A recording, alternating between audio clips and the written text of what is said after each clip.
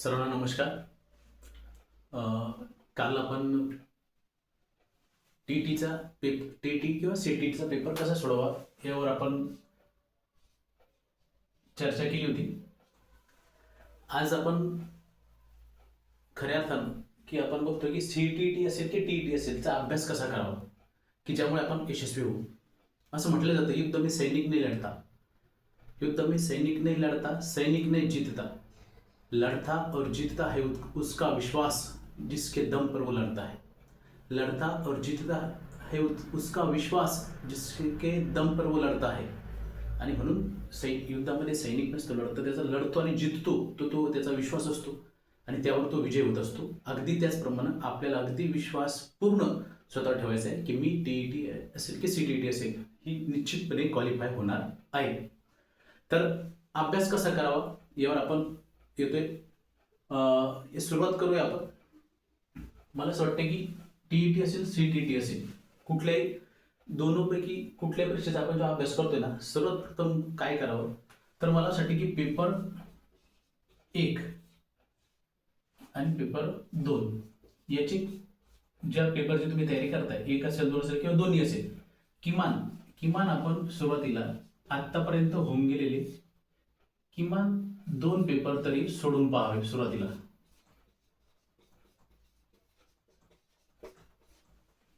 किमान 2 पेपर जे आहे ना, आतापर्यंत जे काही टीईटी असेल सीटीटी असेल, किमान अभ्यास सुरू करण्यापूर्वी समजा आपण प्लॅनिंग केलं की आता अभ्यास चालू करायचा उद्यापासून, तर आपण सुरुवातीला 1 किंवा 2 पेपर प्रत्येकाचे 2 पेपर तरी आपण सोडून पाहायला पाहिजे. आणि मग तेव्हा आपल्याला अंदाज येईल की आपल्याला कोणत्या विषयामध्ये चांगले मार्क येत आहेत, कोणत्या विषयामध्ये येत नाही आहेत. आणि हे पेपर सोडवल्यानंतर त्याचं विश्लेषण करायचं की प्रत्येक विषयात आपल्याला किती मार्क पडते, मराठीत किती येते, इंग्लिशमध्ये किती येत आहेत, जो पेडागॉजी आहे त्यामध्ये किती येतोय स्कोर आपला, जो चाइल्ड डेव्हलपमेंट इंग्लिशमध्ये किती आहे, नंतर आपल्या मॅथ्समध्ये आपल्याला किती स्कोअर येतोय, असं एक विश्लेषण. एन्व्हायरमेंटल सायन्स आहे यामध्ये किती येतोय, याचं जर आपण विश्लेषण केलं तर तुमच्या लक्षात येऊन जाईल की तुम्हाला कोणत्या विषयावर भर द्यायचा आहे. लक्षात येते की आपल्याला सुरुवातीला पेपर सोडवायचे 1 किंवा 2 सोडव. जर जास्त सोडवायला जड जात असेल किंवा पेपर उपलब्ध नसतील तर किमान 2 तरी आपण सोडवायचे, आणि ते पण होऊन गेलेली आतापर्यंत विचारलेले सोडवायचे. त्याच्यात किती मार्क पडते ह्या विषयाने, फक्त आपल्याला कोणत्या विषयावर जास्त भर द्यावा लागतो याची आपल्याला एक जाणीव होईल की आपल्याला कोणत्या विषयावर लक्ष केंद्रित करायचंय. आणि कमी ज्याचा स्कोर आला त्या विषयाला प्राधान्याने आपल्याला जास्त वेळ द्यावा लागणार आहे. तसं प्लॅनिंग आपण स्वतः मात्र करायचे. चला, यानंतर आता याच्यात शक्यता पण एक अशी असू शकते की जे विषय असतील ना त्याच्यामध्ये पेडागॉजी हा विषय जो आहे हा असू शकतो, मानसशास्त्राचा child development and pedagogy. Maths पण असू शकतो, काही जणांना जिथं अडचण आहे, काही जणांसाठी तो ईव्हीएस असू शकतो, एन्व्हायरमेंटल सायन्स जो आहे. हे 3 विषय तिथं असू शकतात. मराठी आणि लँग्वेजमध्ये पॅसेज वगैरे असल्यामुळे कदाचित आपल्याला 18-20 पर्यंत स्कोअर त्यामध्ये सहज पडू शकतो मला असं वाटतं. तर ह्या 3 विषयावर कदाचित आपल्याला काम करायची वेळ असू शकते. आणि मॅथ्समध्ये माझं स्पष्ट मत आहे, जर आपण होऊन गेलेले जे काही प्रश्न असतील आतापर्यंतचे टीईटी आणि सीटीटी मधले, आता सीटीटीचा पेपर देतोय आपण तर सीटीटीचा, तर ते जर प्रश्न केले तर आपल्याला एक चांगला सराव मॅथ्सचा होऊन जाईल. वेगळा काही अभ्यास आपल्याला करण्याची गरज नाही जर ते पेपर पुन्हा जर आपण गणित सोडून पाहिले तर. आता एक गोष्ट आपल्याला लक्षात घ्यायची की आपण जो काही अभ्यास करतोय ना, एबिंगहॉस नावाचे जे मानसशास्त्र होते त्यांनी असं म्हटलं की आपलं प्रत्येक गोष्टीचं विस्मरण होते. म्हणजे आपण आता जो काही अभ्यास करणार आहे ना त्या सुरुवातीला आपल्याला लक्षात घ्यायचंय की आपण एक 24 तासामध्ये आपण जे काही आपला मेंदू जे काही ग्रहण करतोय, समजा जी काही गोष्ट आहे 24 तासामध्ये त्यातली जवळपास 66% आपण विसरतो. म्हणजे एका दिवसामध्ये आपण जो काही वाचलेला घटक असेल तो 24 तासानंतर 66% आपल्या विस्मरणामध्ये जातो, असं एबिंगहॉस नावाचे जे काही मानसशास्त्र आहे त्यांनी म्हटलेले आहे. तर आता विषय हा आहे की आपण जो काही अभ्यास करणार आहे हे आपल्याला लक्षात घ्यायचंय की जो तुम्ही घटक अभ्यासणार आहात तो अभ्यासत असताना सर्वात महत्वाचं आहे की आपल्या जर 24 तासामध्ये जर आपण 66% विसरतोय, म्हणजेच काय की जर एखाद्या पेडागॉजीचे जे काही कन्सेप्ट असतील किंवा US मधल्या कन्सेप्ट असतील, जे आपल्याला असं वाटते की त्या लगेच विसरतात, त्या खूप महत्त्वाच्या आहेत. तर आपल्याला त्या 24 तासात जर 66% विसरतात, तर याचा अर्थ हा आहे की काही गोष्टी आपल्याला 24 तासाच्या आत त्याला रिव्हिजन द्यावे लागेल, त्याचा सराव करावा लागेल. म्हणजे आज आपण जे वाचलंय ना, ते उद्याला पुन्हा पण आपण त्याला रिवाइज जर केलं तर ते आपल्याला एक खूप जास्त दिवसासाठी लक्षात राहू शकतं. तर तो पण जर प्रयत्न आपल्याला करता आला तर मला वाटते ते आपल्या अभ्यासासाठी बेस्ट असेल. यानंतर आता अभ्यास करण्याच्या पद्धती प्रत्येकाच्या वेगळ्या असणार आहेत. आता आपण अभ्यास करताना कुठली पद्धत वापरतोय हे सर्वात महत्वाचं आहे. समजा आता अभ्यास पद्धतीमध्ये काही जण क्लास करतील, ऑनलाईन क्लास लावतील, समजा क्लास करतील ज्यांना आवश्यकता वाटते. काही जणांना असं वाटेल की मला क्लासची आवश्यकता नाही, तर काही जण व्हिडिओ पण बघू शकतात. ऑनलाईन व्हिडिओ असतात अभ्यासाचे, व्हिडिओ बघून सुद्धा काही जण अभ्यास करतील. आणि पण आता क्लास आणि व्हिडिओ जर बघितले तर मला असं वाटतं की त्यामधले जे काही कंटेंट आहे ना, तो तुम्ही बघितल्यानंतर त्याच्या नोट्स काढणं खूप गरजेचे आहे. मग ते पाहत असताना काढा की कशा, किंवा त्यांनी क्लासमधून नोट्स मिळाल्या तर त्या वाचणं खूप गरजेचं आहे. कारण लक्षात घ्या की जे काही आपल्या लक्षात राहते की नाही, त्याच्यामध्ये 70-80% ज्या गोष्टी अशा असतात ज्या आपण प्रत्यक्ष कृतीद्वारे करतो ना, ते आपल्या लक्षात राहतात असं मानसशास्त्र सांगते. म्हणजे आपल्या अभ्यासामध्ये आपला अभ्यास लक्षात राहण्यासाठी व्हिडिओ पाहून जमणार नाही, पाहिलेल्या गोष्टी आपल्या खूप जास्त कालावधीसाठी लक्षात राहणार नाही. पण आपण जे पाहिलेली वस्तू जे काही अभ्यास आहे तो जर आपण वाचलाय, तो जर लिहून काढलाय, नोट्स काढल्या आणि त्या पुन्हा वाचल्या, तर त्याचं एक चांगला सराव होईल, ते आपल्या लक्षात राहील. म्हणजेच क्लास आणि व्हिडिओ करताना आपल्याला महत्त्वाचं भर द्यावं लागणार की त्यातल्या नोट्स आपल्याला मिळाल्या पाहिजे, नोट्स आपण पुन्हा पुन्हा वाचल्या पाहिजे. आता अभ्यास पद्धतीमध्ये मला असं वाटतं की आपण जे काही घटक आहे तो वाचणं खूप गरजेचं आहे. वाचन महत्वाचं आहे. वाचन झाल्यानंतर लिहिणे गरजेचं आहे. म्हणजेच काही गोष्टी आपण लिहून पाहिल्या तर त्या लक्षात राहतात, आणि मग वाचले लिहिलं आणि नोट्स काढणे, समजा ज्या महत्वाच्या गोष्टी नोट्स काढणे, या टप्प्यानं जर तुम्ही गेलात तर मला असं वाटते खूप चांगल्या पद्धतीने आपला अभ्यास होऊ शकतो. वाचायचं, जे वाचलंय जे लक्षातच नाही राहत अशा काही बाबी असतात त्या आपण लिहून पाहिल्या पाहिजे. लिहिल्यानंतर काय होतं की आपण प्रत्यक्ष कृती करतो, ती गोष्ट आपल्या लक्षात राहते लिहिल्यानंतर. आणि मग नोट्स रूपामध्ये महत्वाचं जे आहे ना ते आपल्या एखादी डायरी करायची आणि त्यामध्ये महत्वाच्या जो काही आहे, शास्त्रज्ञ असतील त्यांची माहिती असेल किंवा परिसर US मधल्या काही महत्वाच्या नोंदी असतील, बाबी असतील, लँग्वेजचा तुम्ही अभ्यास केलाय मराठी इंग्रजी, तर त्याचे काही महत्वाचे असं वाटते की याच्यावर या घटकावर प्रश्न विचारले गेलेले, त्या घटक आपण त्या नोट्स काढून वेगळ्या ठेवायच्या की जाताना आपण त्यालाच आपण रिवाइज करू शकू. आणि आता 5वं आहे, अभ्यास करताना तुम्हाला दिवसांचं नियोजन मात्र करणे. दिवसांचे नियोजन म्हणजे आता किती दिवस उरले पेपरला. 8 समजा CTTचा पेपर वाटते 8 फेब्रुवारीला आहे, तर 8 फेब्रुवारी आणि तुम्ही अभ्यास चालू करताय, तर वाटतं प्रॉपर एक नियोजन आपलं 8 फेब्रुवारीचा पेपर आहे ना तोपर्यंतच आपलं नियोजन झालेलं असलं पाहिजे. आणि कोणत्या विषयामध्ये आपल्याला कमी स्कोर येतो हे पेपर सोडल्यानंतर तुमच्या लक्षात येईल. आणि हे पेपर सोडल्यानंतर जे काही लक्षात येते तर होऊ शकतं ते यातले 2-3 विषय असतील की त्यावर तुम्हाला भर द्यायची वाटेल की आपण याच विषयावर जास्त भर दिला पाहिजे. तर मग या विषयावर तुम्हाला भर द्यायचा आहे, तर या विषयाला किती दिवस द्यायचे हे तुम्ही प्रॉपर प्लॅनिंग करून घ्या. आणि शेवटचे काही दिवस सराव पेपर सोडवण्यासाठी सुद्धा ठेवा. आता तुम्ही दिवसांचं नियोजन केलं, 8 फेब्रुवारी आणि कोणत्या विषयाला किती दिवस देणार आहे याचं नियोजन केल्यानंतर सर्वात महत्त्वाचा घटक आहे की ह्या सर्व जे काही 8 फेब्रुवारीपर्यंत आपल्याला जायचंय ना, एकदम सकारात्मक अप्रोच ठेवून जायचंय की की मी 2 तास अभ्यास करतोय. म्हणजे माझं मत आहे की तुम्ही किमान दिवसांचं नियोजन करा आणि किमान दररोज 2 तास आपण याला अभ्यासाला देण्याचा प्रयत्न करा. की आपण ते शाळा करून आपण करू शकतो.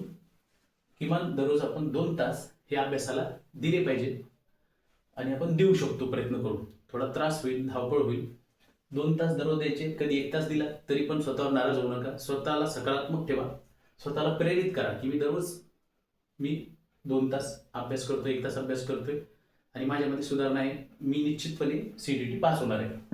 आता हा 2 तास अभ्यास करताना इथं आपल्या लक्षात हे घ्यायचंय की अभ्यास हा करताना आपल्याला ज्या भाषेतून परीक्षा द्यायची, म्हणजे सीईटी देतोय आपल्याला, ती जर हिंदीमधून द्यायची तर आपला अभ्यास हा हिंदीमधूनच जास्तीत जास्त वाचन, आपलं दररोज 2 तास हिंदीमधून वाचन व्हावं. जर आपण इंग्रजी माध्यमातून परीक्षा देणार असाल तर दररोज किमान 2 तास जो काही आपण अभ्यास करणार आहे तो इंग्रजी माध्यमातूनच असावा, हा प्रयत्न आपल्याला ठेवायचा आहे. ठीक आहे. आता 6वी बाब जी मला वाटते की यामध्ये जे पेडागॉजी जो आहे, चाइल्ड डेव्हलपमेंट ज्याला म्हणू आपण, पेडागॉजी हा घटक थोडा आपल्यासाठी नवीन असतो, कारण आपण याचा पासून आता बरेच म्हणजे बीएड नंतर आता त्याला आपण अभ्यास करतो. पेडागॉजी असेल, काही जणांसाठी ईव्हीएस असेल आणि मॅथ्स पण असू शकतो काही जणांसाठी.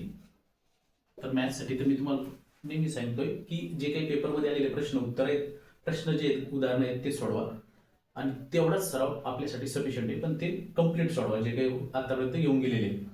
आता पेडागॉजीमध्ये मला असं वाटतं पेडागॉजी आणि हा ईव्हीएस हा जो विषय आहे ना, हा कुठले पण तरी नोट्स म्हणा किंवा पुस्तक म्हणा तुम्ही निवडा, ठरवा की मला एवढंच वाचायचंय. मग हे वाचल्यानंतर पहिलं वाचन करा, प्रथम वाचन करा. थोडंफार प्रथम वाचन करताना त्यामध्ये अंडरलाईन वगैरे करा त्याला तुमच्या पद्धतीनं, आणि प्रथम वाचन झाल्यानंतर त्याचं द्वितीय वाचन पण झालं पाहिजे.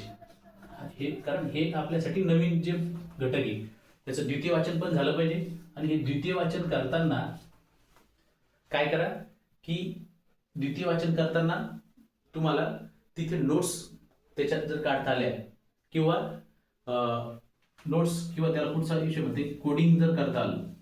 कोडिंग म्हणजे काय की जे एखादी गोष्ट आपल्या लक्षात राहत नाही, मग ती लक्षात राहण्यासाठी आपण त्याला काहीतरी असं सूचक शब्द जर बनवले ना तर ते आपल्याला सोपं जातं. उदाहरण म्हणून आपल्याला असं घेता येईल की 2024च्या टीईटी मध्ये एक प्रश्न जोड्या लावामध्ये आला होता की शारदा सदन हे कोणाचं आहे, कोणी काढलं तर, आणि सेवा सदन त्या जोड्यामध्ये होतं समजा सेवा सदन. आता बघा शारदा सदन आहे पंडिता रमाबाई यांचं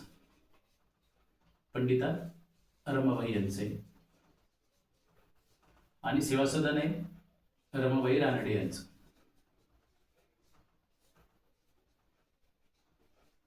आता शारदा सदन पंडिता रमाबाई आहे, सेवा सदन रमाबाई रानडे. आता इथं दोन्ही ठिकाणी रमाबाई असल्यामुळं आपल्याला सहज एकदा वाचण्यातून लक्षात राहणार नाही.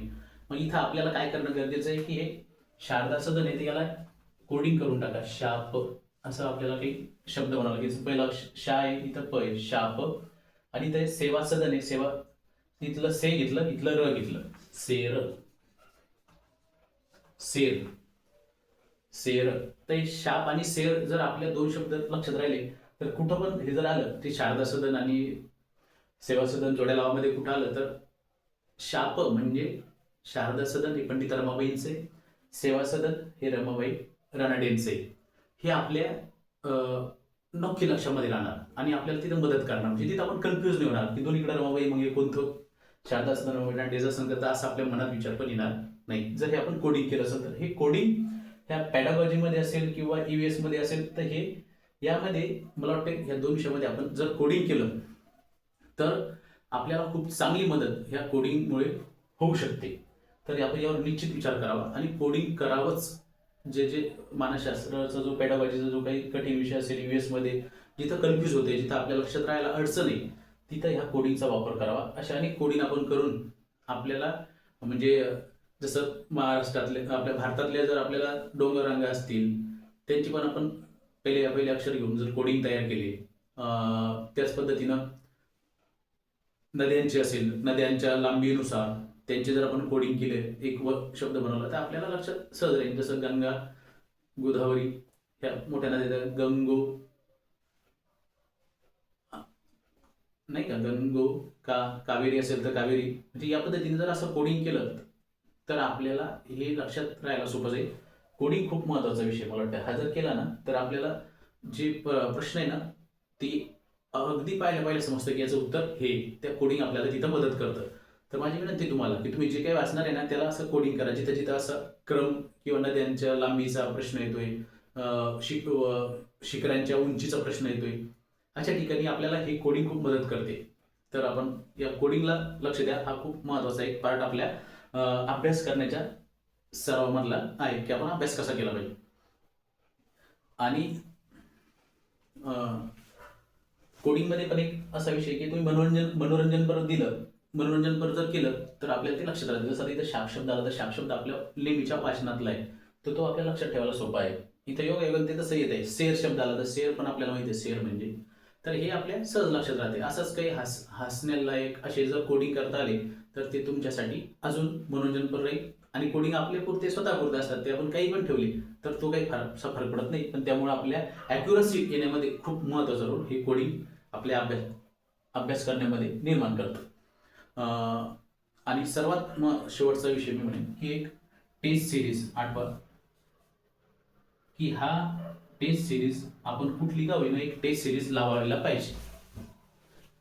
म्हणजे सीईटीचा जर आपण अभ्यास करतोय, सीईटी आपल्याला काढायची, तर टेस्ट सिरीज तुम्ही आत्तापासून जॉईन करा. माझी विनंती तुम्हाला ही जी टेस्ट सिरीज आहे ना, आत्तापासून कुठली का होईना एक टेस्ट सिरीज सीईटीची तुम्ही लावून द्या. ऑनलाईन, हे टेस्ट सिरीज ऑनलाईन असते. आपण ऑनलाईन मोबाईलवर कुठं पण याची उत्तरं, या प्रश्नांची उत्तरं सोडवू शकतो. आणि त्या अशी लावा की त्या उत्तरांचं खाली विश्लेषण दिलेलं असेल, चुकलेल्या उत्तरांचं पण तिथं विश्लेषण दिलेलं असतं. ह्या टेस्ट सिरीजचे काय होईल, 300-400 रुपयामध्ये टेस्ट सिरीज ऑनलाईन आणि उपलब्ध असतील. इग्नाईट असेल, मास्टर ॲप असेल, इतर पण असतील, शिक्षक काही ॲप असतील, किंवा सीईटीच्या स्पेशल काही असतील, तर ह्या दिल्ली लेवलला चांगले ॲप्स, तर त्याची पण तुम्ही ऑनलाईन माहिती घ्या. कोणत्या टेस्ट बेस्ट आहे थोडी माहिती घ्या. आणि त्या टेस्ट सिरीज जर तुम्ही लावली आत्तापासून आणि दररोज त्यावर प्रश्न सोडत राहायचं वेगवेगळ्या घटकांची, तर तुमचा एक चांगला सराव आत्तापासून प्रश्नांचा होईल. म्हणजे तुमची आत्तापासून पेपरचीच तयारी त्यामुळे सुरू होत जाईल. म्हणजे इकडं अभ्यास पण सुरू, आणि हे रिकाम्या वेळामध्ये दिवसभर तुम्ही कुठेही असले, जेव्हा तुम्हाला वेळ मिळतोय त्या वेळामध्ये आपण टेस्ट सिरीज सोडून एक चांगला स्कोर आपला करू शकतो आणि ॲक्युरसी आपली वाढू शकते. हा सर्वात महत्त्वाचा मुद्दा आहे. शेवटी आहे, पण याची सुरुवात मात्र याची उद्यापासून तुम्ही जर केली तर मी तुम्हाला सांगतो तुमच्या यशाची गुरुकिल्ली ही टेस्ट सिरीज ठरू शकते. तर पुन्हा एकदा आपण रिवाइज करतोय की सुरुवात आपण पेपर सोडून करा. किमान 2 पेपर तरी सोडवा. पेपर 1चा, पेपर 2चे. पेडागॉजी, मॅथ्स, EVS हे विषय असू शकतात जिथं तुम्हाला कमी मार्क येऊ शकतात, तर याच्यावर तुम्हाला भर द्यायची वेळ येऊ शकते. त्यावर भर देण्यासाठी त्याला दिवस निश्चित करा. विस्मरण बघा, आपलं 24 तासामध्ये 66% आपण जे काही मेंदू आपला ग्रहण करतोय ना, ते 66% विसरतो 24 तासामध्ये. असं एबिंगहॉस मानसशास्त्रात, एबिंगहॉस जे काही मानसशास्त्र त्यांनी म्हटलेले आहे. तर याचा विचार करता जे कन्सेप्ट आहे, जे कन्सेप्च्युअल भाग आहे ना, तो तुम्ही आज वाचलाय तर त्याला उद्या पुन्हा सकाळी वाचणं गरजेचं आहे असं मला वाटतं, जेणेकरून तो तुमच्या लक्षात राहील. म्हणजे तो विसरणारच नाही. असं जर 1-2 दिवस त्याला रिवाइज केलं तर असे जे कठीण भाग आहे ना, ते तुम्ही समजा आपण आज 4 तास त्याचा अभ्यास, 2 तास अभ्यास केला, तर उद्या अर्धा तास काय त्याला रिवाइज केलं तर ते आपल्या लक्षातून जाणार नाही. ते आपल्या जाणीव आणि नेणीव दोन्ही ठिकाणी स्टोअर राहील. अभ्यास पद्धतीमध्ये क्लास, व्हिडिओ, तुम्ही नोट्स जे काही करताय करा, परंतु त्याच्या नोट्स काढा, लिहा. क्लास व्हिडिओ पाहत असाल तर व्हिडिओ पाहिले, पण त्याचे जे काही पाहिले ना त्यातलं महत्त्वाच्या गोष्टी आपण चालून याच्यामध्ये नोट करून घेणं खूप गरजेचं आहे. वाचन करणं तर खूप गरजेचं आहे. अभ्यासाची खरं तर मूळ पद्धतीच आहे, कारण वाचलं पाहिजे, वाचलेलं अंडरलाईन केलं पाहिजे. त्याला महत्त्वाच्या गोष्टी काही महत्त्वाच्या असं वाटत असेल त्याची तुम्ही कोड लगेच त्याला वाचता जर कोडिंग करता येत असेल तर त्याला लगेच कोडिंग करून टाकलं पाहिजे. जर एखादी गोष्ट वाचून लक्षात राहत नाही, ती लिहून पाहिली पाहिजे. कठीण असेल लक्षात ठेवायला वाचून तर ती लिहिली पाहिजे, त्याला सराव होतो आणि ती लक्षात राहते. आणि लिहिल्यानंतर, वाचून लिहिणं झाल्यानंतर तुम्ही त्याच्या नोट्स काढल्या पाहिजे शॉर्टकटमध्ये, की जे तुम्हाला ज्यावेळेस तुम्हाला रिव्हिजन करायचे शेवटच्या दिवशी तेव्हा हे कामी पडेल. दिवसांचं नियोजन करा. 8 फेब्रुवारीला पेपर येते. किमान दररोज 2 तास आत्तापासून आपण द्या, कारण आपण दररोज शाळेत जातो, तर हे आपल्याला गरजेचं आहे. यानंतर आहे पेडागॉजी आणि EVS मॅथ, यांचे हे 2 विषय आपल्यासाठी वेगळे, आणि मॅथ्सचा आपल्याला पेपरमधून करायचं आहे. जे काही पेपर आतापर्यंत पेपर झाले त्यातले गणित तुम्ही सोडवा. पेडागॉजी EVSचं काय करा की ह्या दोन्ही विषयाला ठरवा, कोणत्या नोट्स ठरवा, काही ठरवा, पण ते जे काही ठरवले ना त्याला, समजा तुम्ही 2 निवडले, एखादं पुस्तक निवडले मानसशास्त्रासाठी आणि त्याला नोट्स निवडले एक दुसऱ्या चांगले, तर ह्या नोट्स आणि पुस्तक याला तुम्हाला 2दा वाचायचं. म्हणजे याच्यात पुस्तक वाचा, त्यातल्या नोट्स काढा, आणि ज्या एखाद्या नोट्स असतात चांगल्या त्या सुद्धा दोनदा वाचन झालं पाहिजे, कारण हा नवीन घटक आहे आपल्यासाठी. तर याला 2-3 वाचनं आपली झाली पाहिजे. नोट एक पुस्तक एकदा वाचायचं, त्यातल्या नोट्स काढायच्या, त्यातल्या नोट्स एकदा दोनदा वाचा. आणि EVSचं पण त्या पद्धतीनं एक वाचन करा आणि दुसरं एक रिव्हिजन पण EVSला सुद्धा वाचन करा.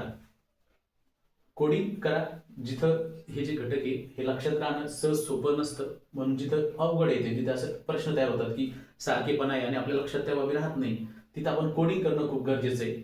जसं इथं आपण हे उदाहरण दिलं. आणि टेस्ट सिरीज सर्वात महत्त्वाचा विषय जो तुमच्या यशाची गुरुकिल्ली ठरू शकतो. मला असं वाटतं की टेस्ट सिरीज लावा. आणि या टेस्ट सिरीज लावल्यानंतर काय करा की दररोज उद्या परवापासून माहिती घ्या. आणि ऑनलाईन असते, मोबाईलमध्ये ॲप असते, आणि तुम्ही कुठेही असले, तुम्हाला जेव्हा वेळ भेटला तेव्हा प्रश्न सोडवत चाला. प्रेशर नका घेऊ.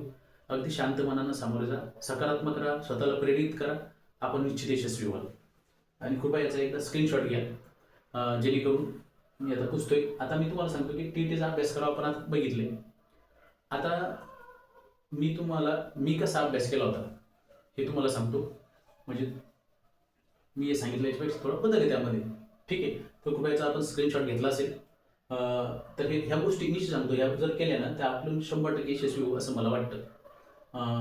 ठीक आहे. तर आता मी याला पुसतोय. आता आपल्याला बघायचं आता मी माझा जो अभ्यास आहे कसा केला हे आपल्याला थोडक्यात इथं सांगतो, जेणेकरून तुम्हाला निवड करता येईल की काय याच्यात मी सांगितलं आणि मी माझ्या याच्यात काय बदल केले. कारण माझ्यासमोर प्रश्न काय होता की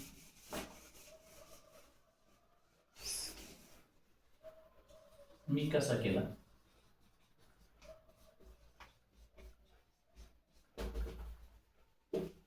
TETचा अभ्यास मी कसा केला. आता बघा, खरं तर माझा जो TETचा अभ्यास सुरू झाला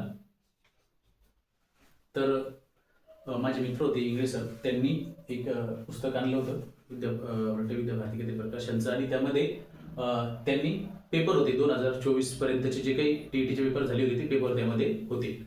मुळात मी TETच्या अभ्यासाकडे ज्यावेळेस केंद्र प्रमुख परीक्षा लांबली त्यानंतर मी या अभ्यासाकडे वळलो. तर मी सुरुवातीला काय केलं, 2024 पासून 2024 ते 2016 पर्यंतचे पेपर मी सोडवले. 2024 ते 16 TETचे जे झालेले पेपर होते आत्तापर्यंतचे झालेले पेपर मी स्वतः सोडवले. आणि मी स्वतः त्याचं चेक करायचो. दररोज शाळेतून आलं की सायंकाळी 8-9 वाजायचे मला बसायला, आणि रात्री 9, 11, 12 वाजेपर्यंत मी तो 2.5 तास टाइम लावून पेपर सोडवायचो. पेपर सोडून झाला की तो चेक करायचो, चुकलेल्या प्रश्नांचं विश्लेषण करायचो. तो बराच वेळ जायचा, 12 मला वाजायचे झोपायला. कारण फार 15 दिवस, मला वाटते 15-20 दिवस, 15 काहीतरी दिवस राहिले होते या वाटते 15-20 दिवसाचा अवधी होता केंद्रप्रमुख पेपर लावल्यानंतर TETच्या पेपरला. आता त्यानंतर बघा, पहिलं मी हे पेपर सोडवले. आणि यातलंच आता हे पेपर सोडल्यानंतर मी अध्यापनाचं जे मानसशास्त्र आहे, अध्यापनाचं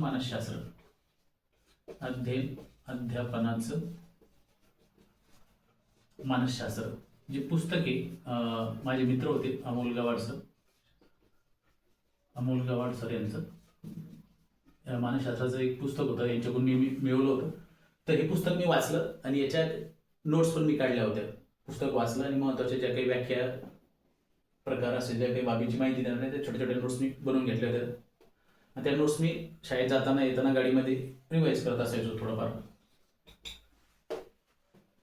ठीक आहे. आणि मानसशास्त्रासाठी दुसरा विषय म्हणजे नोट्स, ज्या शिंदे सरचा मी उल्लेख करतो की त्यांनी काही नोट्स टाकल्या होत्या, शिंदे सरांच्या दिल्या होत्या. शिंदे सर मित्र आहेत त्यांच्या. त्या नोट्स मी पेपरच्या जे आपले 2 दिवस अगोदर 2दा वाचल्या. या जे नोट्स होते पेपरच्या 2 दिवस अगोदर 2दा वाचले. म्हणजे एका दिवसात पूर्ण केली आणि दुसऱ्या दिवशी पुन्हा वाचली. 2 दिवस अगोदर या 2दा वाचल्या. 2 किंवा 3 दिवस असतील, त्यामध्ये 3 दिवस अगोदर म्हणा की ह्या 2दा मी त्या रिवाईज केल्या, तर वाचल्या होत्या. आणि त्याचा बऱ्यापैकी फायदा झाला होता की काही प्रतिपुरण, ज्या काही कन्सेप्ट आहे मानसशास्त्राच्या संरक्षण भिंती, त्यातले बरेचसे उदाहरणं त्यात जसे तसे आलेले मला दिसले होते. त्यानंतर केंद्र पेपर लांबल्यानंतर मी काय केलं होतं की परिसर अभ्यास जो घटक आहे मला माझा म्हणजे टीईटीकडे मी वळलो त्यावेळेस केंद्र पेपर लांबला आणि मग परिसर अभ्यासकडे वळलो तर माझं टार्गेट हे होतं की दोन्ही पेपर आपले निघाले पाहिजे आणि म्हणून सामाजिक शास्त्र माझा राहणार होता दुसऱ्या याला. तर मी परिसर अभ्यासचे 4थी 5वी आणि 7वी आणि 8वी याचं जे काही इतिहास भूगोल आहे ना याला मी अभ्यासलं होतं. इतिहास आणि भूगोल हे पुस्तकं शाळेतल्या मुलांचे आणले. शाळेतल्या माझ्या हाताखालून जे विद्यार्थी होते त्यांची घेतली कारण माझी 1 ते 4ची शाळा आहे. त्या मुलांकडून मी ते पुस्तक मिळवले, वाचले. 6वीची पुस्तकं मला वाटतं मिळाली नव्हती. तर आणि वेळ नव्हता मेन म्हणजे हे सर्व मी शनिवार रविवार हे पुस्तकं मला वाटतं 5, 6, 7, 8ची पुस्तकं जे काही मी शनिवार रविवारमध्ये हे पुस्तकं मी वाचली होती. 2 शनिवार रविवार मला भेटले होते. त्यामध्ये परिसर अभ्यासची पुस्तकं मी वाचले, त्याला अंडरलाईन केलं होतं. नंतर रिवाईज करायला काही मला संधी मात्र याला नव्हती. आता यानंतर गणिताचा जो काही विषय ना गणित विषयाच्या बाबतीत मी तुम्हाला सांगतो की मी गणिता बाबतीत काही वेगळी तयारी मात्र नंतर केली नव्हती. जी काही तयारी होती गणिताचे हे जे काही पेपर सोडवले ना त्याच्यातले उदाहरणाचाच सराव माझा झाला होता. गणितातले जे काही पेपर उदाहरणं होते त्याचा सराव माझा झाला होता आणि त्यातल्याच मला फायदा झाला कारण 24 ते 16 मध्ये पॅटर्न एक लक्षात आला होता की कसे उदाहरणं विचारतात आणि त्याचा मला टीटीच्या पेपरला पण झाला. फक्त मी थोडा पेपर माझा सुरुवातीला जम्बलिंग झाल्यामुळे थोडं मला 22 मार्क आले मॅथमध्ये, पण मला वाटतं की तिथं खूप सोपा पेपर होता तर 25 पर्यंत मार्क आपल्याला तिथं मिळू शकले असते. यानंतर मी इग्नाईट अकॅडमीची टेस्ट सिरीज लावली होती. इग्नाईट अकॅडमी जी आहे ना यांची अकॅडमीची टेस्ट सिरीज लावली होती पण मात्र अवधी खूप कमी होता. म्हणजे मला वाटतं शेवटचे 4-5 दिवस राहिले होते आणि मी त्यावेळी टेस्ट सिरीज लावली होती.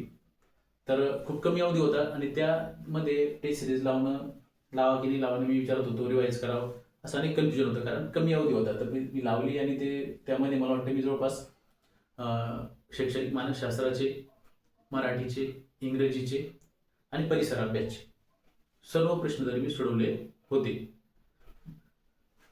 एवढं मात्र मी त्याला कंप्लीट केलं होतं आणि त्याचा काही ठिकाणी मला असं आठवतं की मराठीमध्ये झाकले माणिक नावाचा प्रश्न आला होता.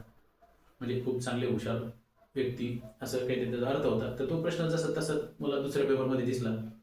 तसंच भूगोल त्या टेस्ट सिरीजमध्ये भूगोल आलं होतं किंवा भूगोल हा शब्द संस्कृत शब्द आहे. तर पहिल्या पेपरला तो प्रश्न होता की या खालीलपैकी कुठला शब्द हा तत्सम शब्द नाही आणि मला वाटतं त्यामध्ये झोप हा शब्द होता की जो तत्सम शब्द नव्हता. तर त्यामध्ये भूगोल पण एक पर्याय होता. तर मला माहित होतं की बाकीचे जे दूध आणि मला वाटतं अजून एक काही शब्द होता की ते संस्कृत शब्द होते तत्सम, परंतु मला निश्चित माहित होतं की भूगोल हा शब्द संस्कृत शब्द आहे.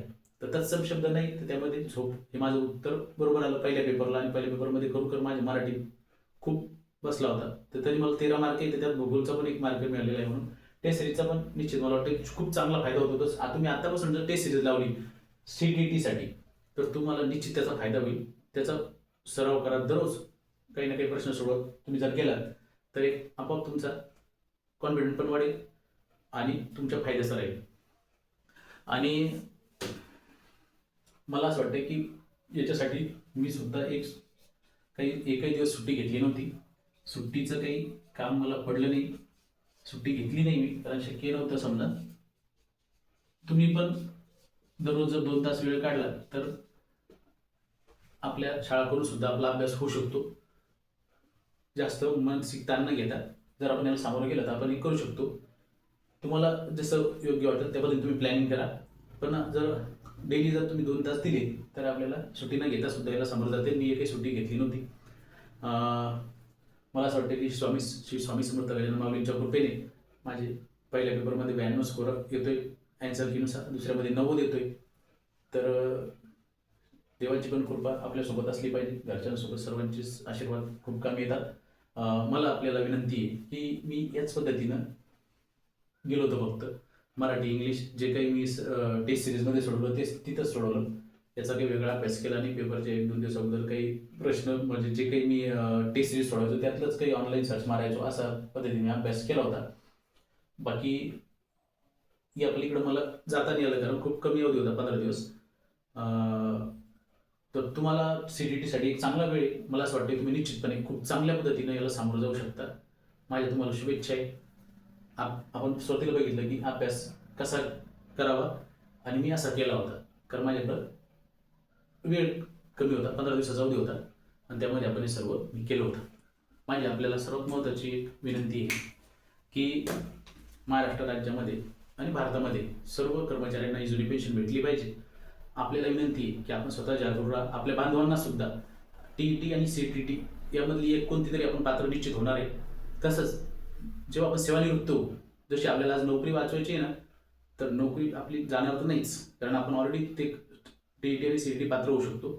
त्याचप्रमाणे सेवानिवृत्त झाल्यानंतर आपल्या सर्वांना हक्काची जुनी पेन्शन ही मिळालीच पाहिजे. यासाठी आपण जागरूक राहूया. लढा असेल तेव्हा आंदोलनात सहभागी राहूया, इतरांना सुद्धा जागृत करूया आणि आपला लढा बळकट करूया. सर्वांना TET आणि CET साठी येणाऱ्या परीक्षांसाठी खूप खूप शुभेच्छा. धन्यवाद.